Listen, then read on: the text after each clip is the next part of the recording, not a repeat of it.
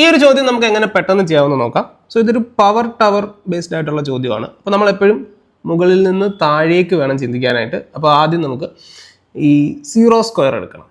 0 square എന്ന് പറഞ്ഞാൽ എന്താണ്? 0 തന്നെയാണ്.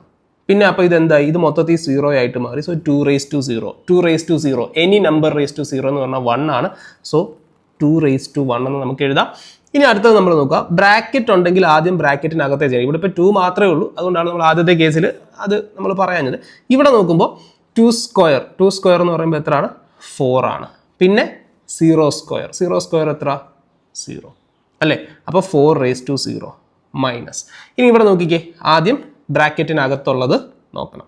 അവിടെ നോക്കുമ്പോൾ 2 raised to 0. 2 raised to 0 any number raised to 0 എന്ന് പറഞ്ഞാൽ എന്ത് തന്നെയാണ്? 1 തന്നെയാണ് അല്ലേ? സോ 2 raised to 0 എന്ന് പറഞ്ഞാൽ 1 ആണ്. സോ ഇവിടെ എത്ര കിട്ടും നമുക്ക്? 2 raised to 0 1 കിട്ടും. അപ്പോൾ 2 raised to 1 എന്ന് പറഞ്ഞാൽ എന്താണ്? 2 തന്നെയാണ്. 2ൻ്റെ സ്ക്വയർ എത്രയാണ്? 4 ആണ്.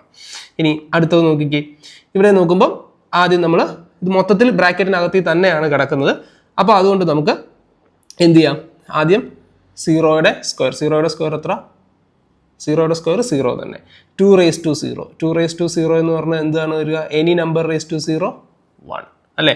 അപ്പോൾ 2 raised to 1 എത്ര കിട്ടും നമുക്ക്? 2 എന്ന് കിട്ടും. ശരിയാണോ? സോ 2 raised to 1 എത്ര കിട്ടി? 2. 4 raised to 0 എത്ര കിട്ടി? Any number raised to 0 1. പിന്നെ 4 minus 2. അപ്പോൾ 2 മൈനസ് 4 1 5 2 7. 2 മൈനസ് 7. 2 മൈനസ് 7. 2 മൈനസ് 7 എന്ന് പറയുമ്പോൾ നമുക്ക് എത്ര കിട്ടും? -5 എന്ന ആൻസർ കിട്ടും. ഓപ്ഷനിലുണ്ടോ? യെസ്. സോ ആൻസർ എത്രയാണ്? Option C. യെസ്, -5. സോ ഈ ഒരു കാര്യം ഒന്ന് മനസ്സിലാക്കിയിരിക്കുകയാണെങ്കിൽ വളരെ പെട്ടെന്ന് നമുക്ക് ഇങ്ങനെയുള്ള ചോദ്യങ്ങൾ ചെയ്യാനായിട്ട് പറ്റും.